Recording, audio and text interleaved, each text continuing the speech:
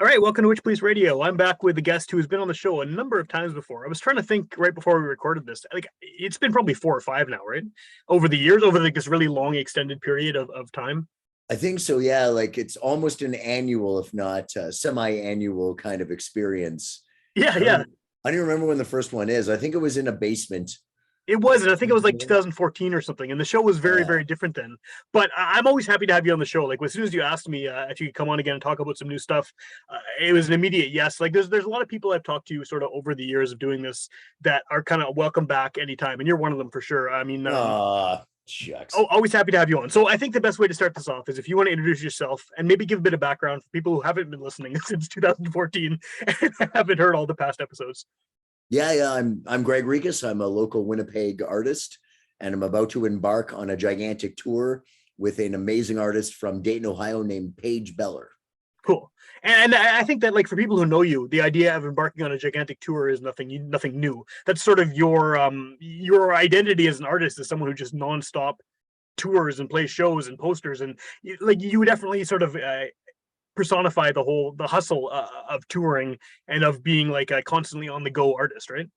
Yeah, like even when I was first starting, I was kind of known for the guy who postered too much. Like Yeah. every show I did, where you do maybe 50 posters for this local show, I did like 500 to 1,000 posters. Like no pole was left bare, Yeah. and that's just kind of like translated through when I was in High Five Drive. We toured a whole bunch. We were always pushing forward and kind of trying to do stuff, and I brought that into the solo.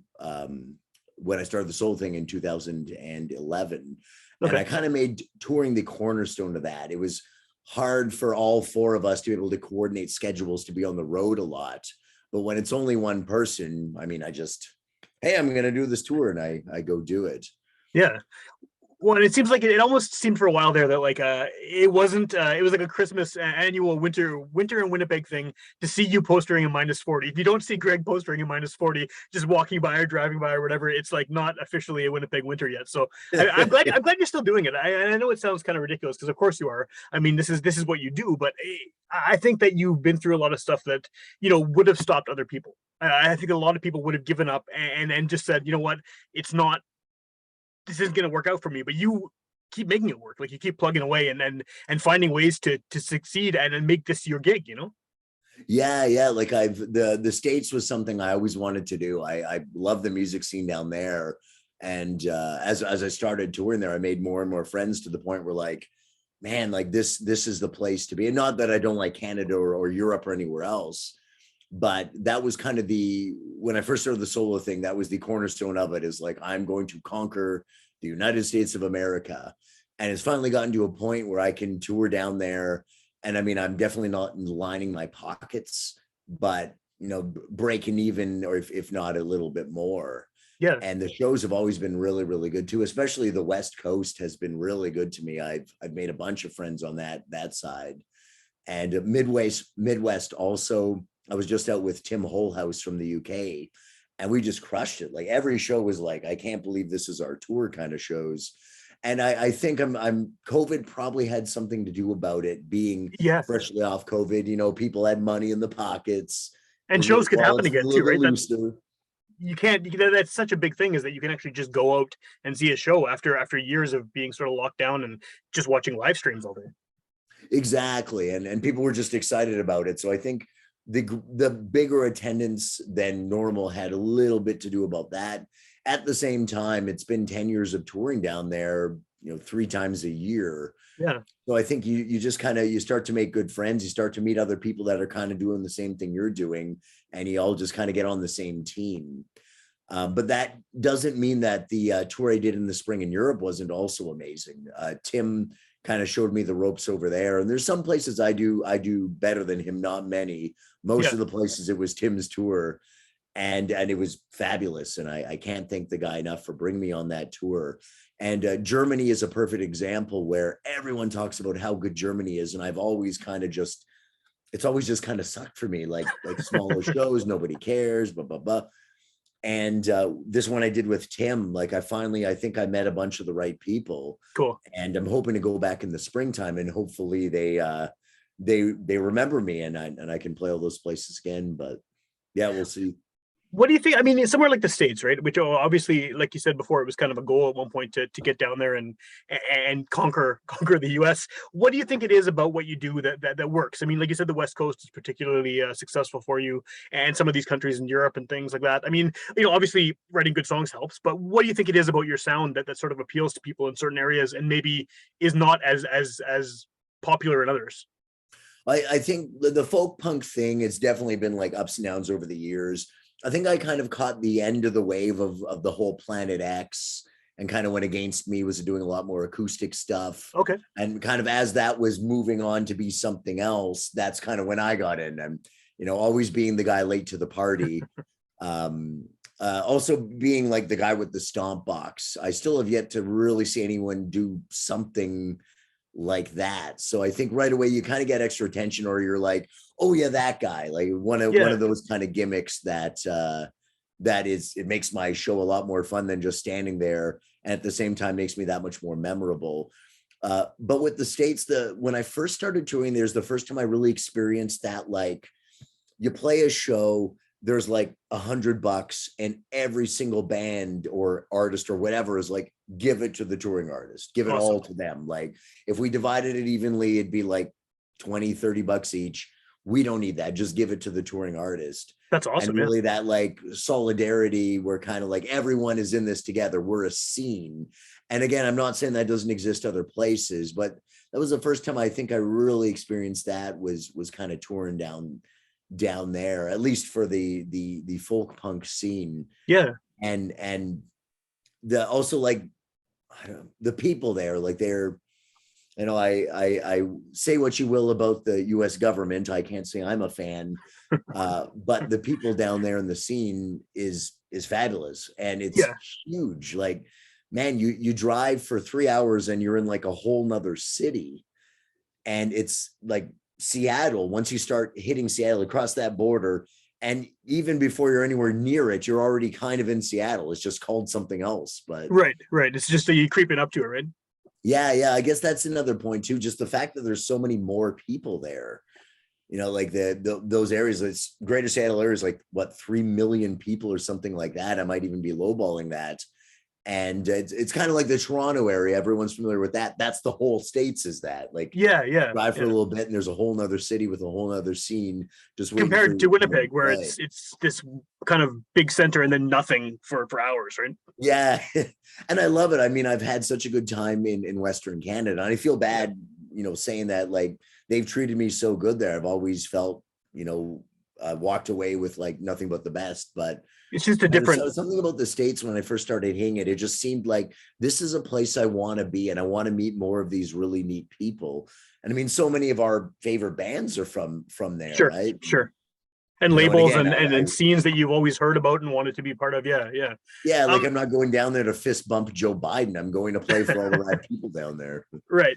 I don't know if Joe Biden came to one of your shows, though. It might be No, I can't see him being much of a fan. No, can't either. So I do want to talk about your upcoming tour and some of these new things, but I just talking about how you tour with, like you said, with the Stomp Box. I mean, it definitely makes you kind of visually anyway, and sonically, I guess, but visually, it's the guy with this kind of contraption you've got on stage, and it sticks in people's minds and things like that. But then if you listen to your kind of most recent records, you're doing the full band thing. There's so much more kind of texture to the songs rather than just guitar, stomp box, and vocals. What is the process of sort of translating that back to a solo thing to do it at the show? Because you don't have the sax there, you don't have the drums, you don't have the extra instruments that kind of flesh out the sound more. So I'm sure you write them, I'm assuming anyway, just yourself with the acoustic guitar, but then you're kind of moving them into band mode and then back to solo mode. Is that a difficult process to kind of? It is, and it's actually left me where there's a few songs now on the new record that, unless, like, if the audience really wants it, I'll give the people what they want. But it's hard to pull off just by myself. And I've adopted a kazoo rig that I set up with a little mic and a kazoo to fill in the solos, because I can't really play the harmonica anyways. And there's not so many instruments you can play with only your mouth, right? When you're playing guitar, when you're stomping and playing guitar. Yeah. And also, I don't know, the kazoo I feel kind of fits me. I've kind of had the kazoo in and out of the act for years, but it's really now kind of become a staple just because there are so many solos and other instrumentation on the new record that I don't want to just kind of leave out. That's got to be filled in. But the process is still the same. A lot of it is just me in my jam space, just kind of making shit up, like starting with, I kind of have a vocal melody in my head. I'm just going to, let's see if some words come to it. And a lot of it is refining those lyrics and words and trying to make it the best it can be. But a lot of the time, like 90% of the song is like one idea and it's just like, there it is. And I find if I have to work on it a little bit longer, it usually doesn't work out. It's usually not a keeper. And okay, if you have to force it, I guess, then it's you scrap it. Exactly. And it's not to say there's 0 songs that I wrote, took a month, but kind of 90% of the song is like, I will know right away if it's something I like or if it's something that's like, I'll pass. It's not there. And then the lyrics are the part that take the longest for me to write and rewrite till I kind of get something that I think is good. And then I bring it to the band and we'll kind of run through it. Everybody kind of makes up their own parts. And then sometimes, like you said, like it becomes a thing of like, damn, like that sax part kind of defines the song. Totally. Without it, it's just not the same. And I mean, having 4 records, I have enough of a repertoire. There's a bunch of fun covers I like to do. I have no problem filling the hour or 2 or whatever I got to play for the evening. But there are some parts where like, if the audience isn't going to do those backup parts, I can't really do it. Like it's going to seem lame and stuff. So, but I'm proud to be a band on record. And I think it kind of, that experience that you come to see me live that I give, it just doesn't translate onto record. So I felt I got to do something else to kind of give you like, you saw me live, we all had fun, take this home and it'll be like as good in a different way. Well, it's cool too if someone doesn't realize, maybe they see you live and they see the kind of stomp box acoustic guitar kazoo thing, and they don't realize that the record has like a full band and a saxophone and bass and drums and everything else on it. Like a kind of a pleasant surprise. Like, oh shit, this is different. Like this is this fuller sound that I didn't expect. Yeah, I think so too, because it's so hard. Like to do a live record is like it's very few bands have done a live record where I'm like, no, that's the one I want to listen to. Like it's hard to kind of capture the energy. Yeah. And I also think like when I write a song, like there's so much I want to do with it. But when you're just one person up there, you're like, well, it's only so much noise one person can make. And a lot of my live show is the interaction with the audience and just having a good time with everyone.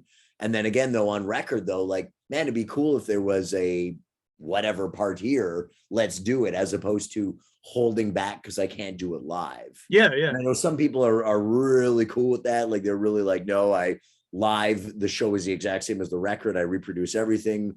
And then like myself, we're like, it's like 2 totally different things almost. Yeah, that's cool. I had just over you got the 4 solo records. You have all those records with High Five Drive. You've been in bands before that.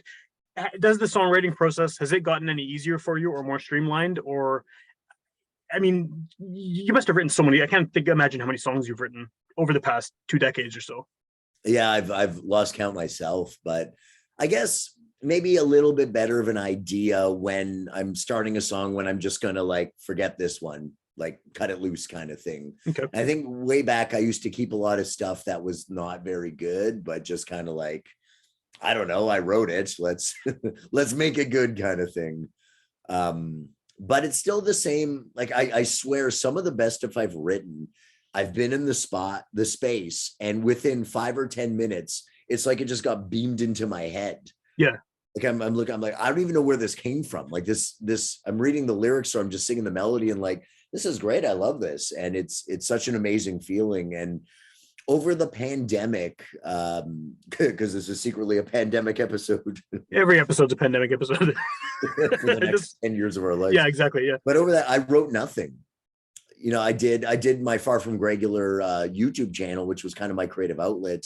Worked a little bit, played way too many video games, drank way too much beer, but I didn't write any songs. And I think a lot of it was that I just finished that album, Death and Taxes, I was so proud of. Yeah.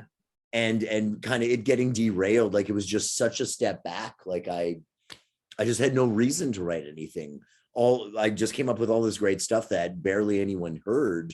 and I'm so hard to push on the internet. I'm just not internet savvy, whatever the word is.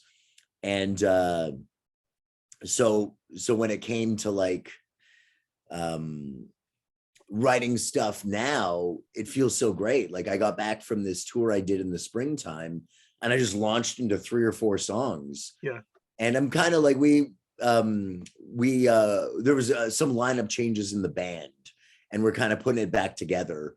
Laura, the bass player, moved to Ottawa, and was a sore loss, but a friend, Blue, has now joined, singing backup and playing bass. And then Eric, the drummer, has gone on to other things. Okay. And so my friend Shay is now playing drums. So we're kind of reforming that. So we're not really focusing on new material at this exact second, but the plan is to do a new record next year. Cool. And it feels good to just kind of be able to write something again, because for a long time there, it just felt like I had nothing to say. And I don't know if any other artists listening to this can maybe sympathize when I say you do a good record and you're like, that's it. I'll never do anything ever again. Like there's no more good ideas. That's all the good ideas. Well, and especially when you can't really promote it the way you want to either, because things have just shut down. So it's kind of like these great ideas came out and they're finally here, and then it's like, oh, the world is over. It's exactly. Like the usual process of getting this out to the people so they can hear it and get a response to it, right? It's just gone. It was such a low dip for me, at least. I bet, yeah. Well, like we said, your touring schedule is pretty hectic, just like year after year after year. So you had to have that like sudden stop to that too, which has got to be tough for someone like you. Yeah, it was the longest I've been home since 2002 when I first started touring. Wow. But it felt good to write some stuff this summer, and I'm excited to write more. Yeah. And for now, like, this tour is coming up, and that's kind of the main focus. Get ready for that. Get ready for the show on the 7th of September. And yeah, like the future feels bright again. It was a dark period there, but it really feels like things have turned around for the better. That's awesome. I'm glad to hear that, for sure.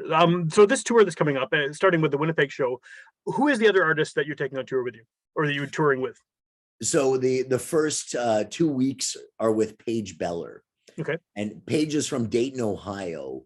They were in a band called Jasper the Colossal, and they were kind of like a punk band, bass, guitar, drums, and Paige was the lead singer, playing bass. And I played with them at this place called, I think, Jimmy's Ladder in Dayton. It's this cool, rad venue. It's an old firehouse. Oh, cool. And they've turned it into this bar with a stage. It primarily does live music. And they just blew me away. And as soon as I met Paige, she was wearing a Don't Have a Cowman Bart Simpson sweater from the 90s. And I was like, we're going to be friends. I can tell already. Band blows me away. The CD doesn't leave my van CD player for the rest of the tour. And so in 2018, I'm kind of like, okay, like, I met this rad band. I wonder if they'd want to do some dates. So kind of emailing. Yeah. Paige was like, well, the band isn't really doing a lot of touring like everyone else in the band kind of has lives, but I have this solo thing maybe. And like, listen to it. And it was like, wow, incredible songwriter. Like, feel so lucky I met this person and kind of got on near the ground floor. So the original plan was to just do a couple dates on the West Coast, because I still do pretty good there and can kind of afford to have another artist, and we'll both, make enough to kind of get home and put a hot dog in our face once in a while. A veggie one, of course. Of course. Yeah. And she ends up getting on the fest in Gainesville, Florida. So we're like, well, okay, well, I guess might as well like tour with me to there. So we did the South together, and it was rough. Like, some of the shows were good. Some of the shows weren't very good. And we were pretty much flat broke by the time we got to Gainesville. And at that point, it was like, well, I guess I'm going north anyways. You might as well keep coming with me. So we ended up booking the East Coast of the States. She came to Canada for the first time and did the Quebec and Ontario places I play, Midwest, and we dropped her off at Dayton. It was about 2 months.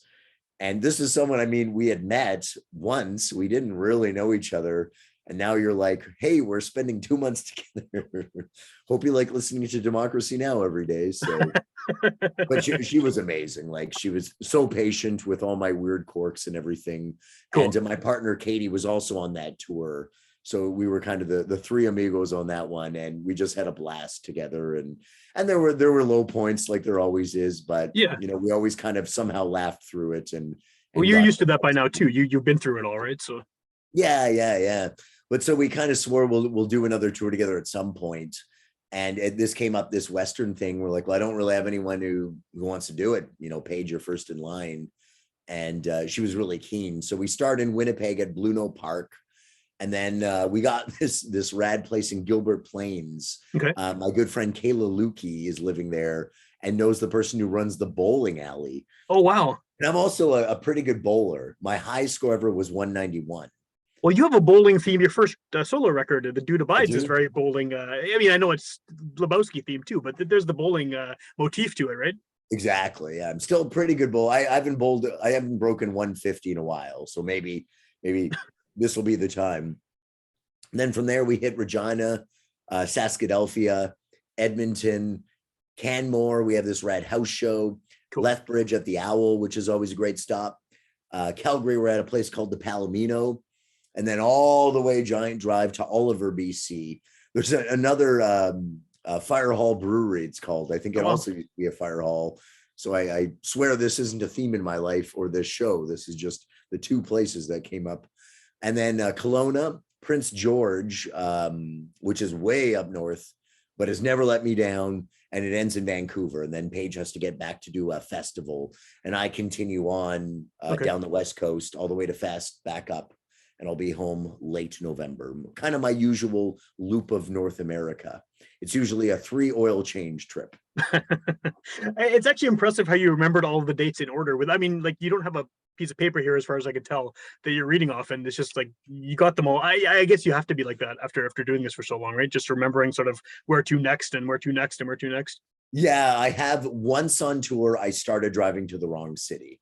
It's only happened once, which is shocking in the 20 years that I've been doing this. Yeah, it's pretty lucky. But when you book yourself, like every day I wake up and I look at the dates, even if I'm at work, I'm still like very quickly like, hey, is there anything I got to answer? Is there any fires I really got to put out? Yeah. You kind of live, eat, sleep booking when you're an independent artist. And I know if Tim Holhouse was here, he'd have his hand up, or any other artist that's been doing it long enough. Like that is the game. If you don't like booking, you were in the wrong department. Or, if you don't like showing up and no one's there and you've got to play and be stoked anyways, like, there's still more than half the gigs I do are exposure gigs. I know they always say you can die from exposure. I guess I just have a thick skin. But that's interesting to note that even now, after all this touring you've done and all this experience, that you still have those. I think a lot of people maybe nowadays, I don't know if I'm right about this, but I get the impression that a lot of bands, a lot of artists have this idea that they can become huge on the internet and they don't have to put in that kind of work and that kind of like the kind of heavy duty DIY stuff that you've been doing your whole life, right? And it's interesting to see that kind of stuff still comes up for you, because it is part of it, right? I mean, playing a show to 5 people, and that's kind of the gig, right? And then the next show could be packed. Exactly. And you kind of like, when it's good, it's good. When it's bad, it's bad. And you just learn to live with that. And there was a band called the Johnsons from Edmonton.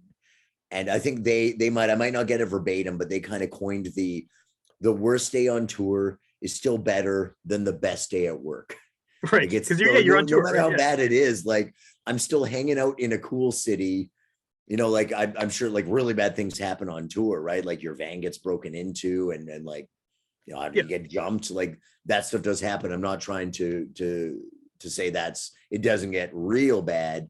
At the same time, like it puts perspective on life of where, I could be doing anything. And right now I'm doing this and I'm stoked on it.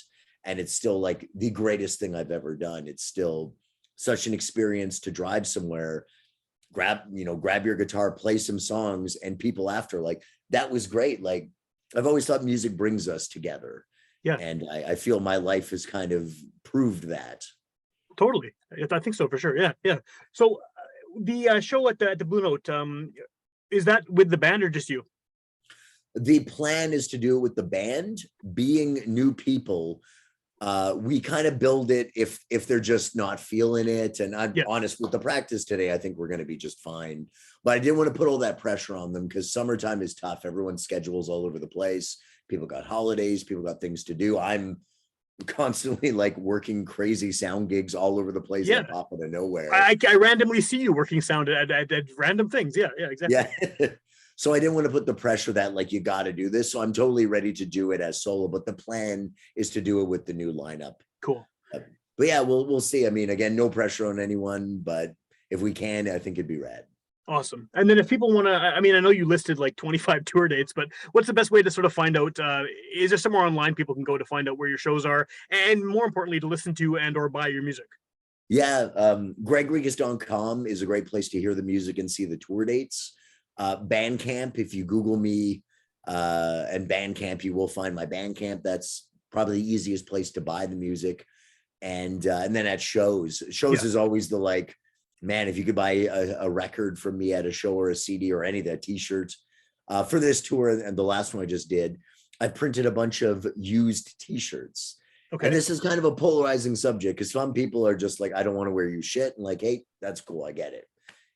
I wash it. And so I think it's as sanitized as can be, but you're not down with it. That's fine. But if you are, it's a great way to like, you know, these shirts were probably going to get thrown out anyways, and we kind of repurpose them as opposed to kind of making yet even more t-shirts.